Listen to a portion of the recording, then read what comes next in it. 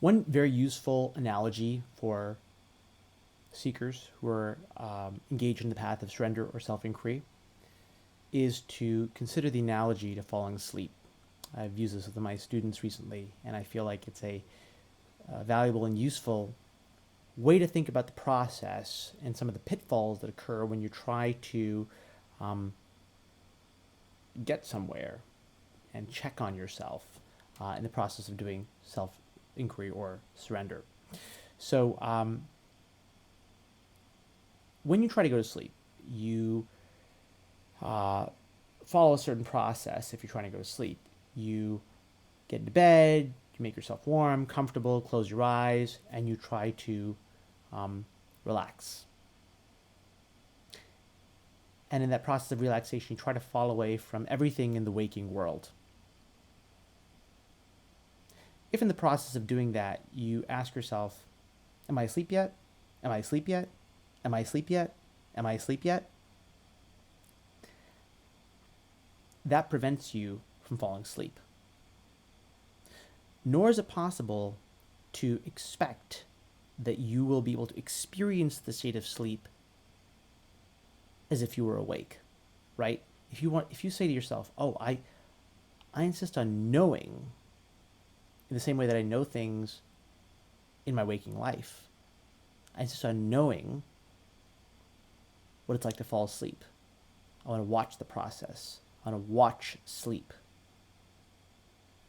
Again, you're never going to fall asleep. So, from the surrender standpoint, what has to happen is, just like with usual falling asleep, you have to relax, let go, and without any expectations and without any timeline as to when sleep will occur, right? Because you can't have any control over that. You put yourself in a position of relaxation and quite deliberately let go of everything in your waking mind. And then, at a time of its choosing, sleep will come and pull you in.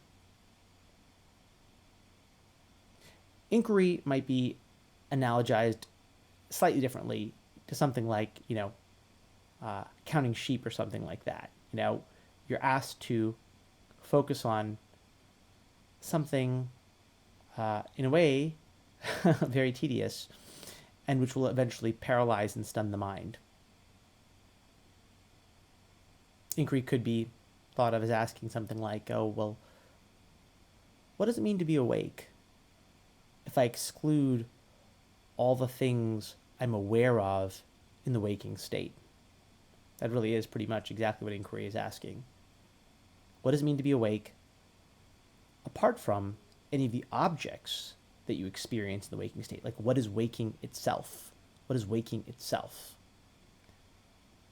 And if you do that, it's entirely possible in that concentration that's enacted by that state of inquiry, if you exclude all the objects of experience, to stun your mind into sleep.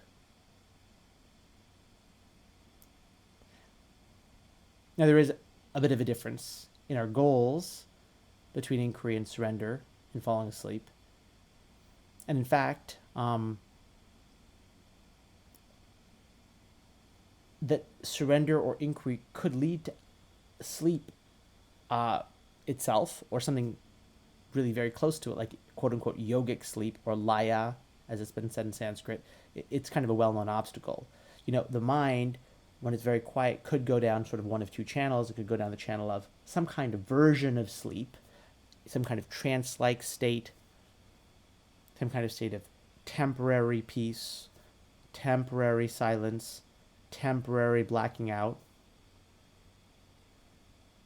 Or if the inquiry or surrender is persisted in, and you try to prevent yourself from falling asleep, so to say,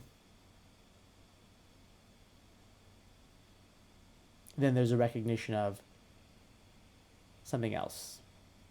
There's something else that's actually underlying even the waking state, in the waking state.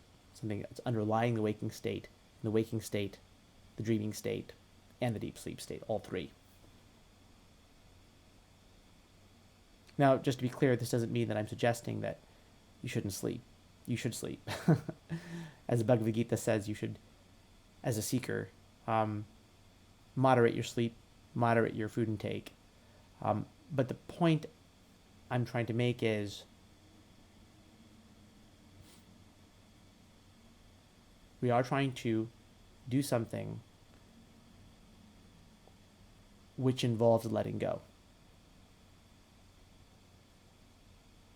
And also that any actual state of temporary peace is itself a kind of obstacle that has to be gotten over. It's good for a while, and in fact, if it's necessary for a seeker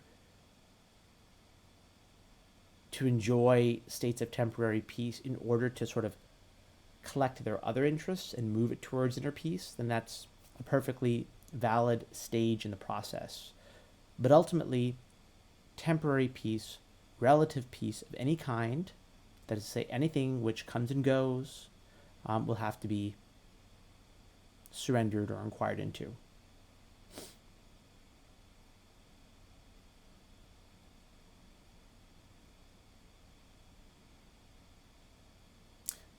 But the basic analogy with going to sleep, I think, is sound. The seeker is in some sense going to lose themselves if they want to fall asleep. They're going to lose their waking selves. They cannot see sleep, and any attempt to notice what's going on is going to interrupt the going to sleep process. And trying to recollect, oh my God, like I had a great sleep a few weeks ago, I want to do that again, is going to interfere with falling asleep this time. So we're not trying to recapture something. We're trying to let go, either through surrender or through repeated concentration on inquiry. That very concentration will itself facilitate a letting go.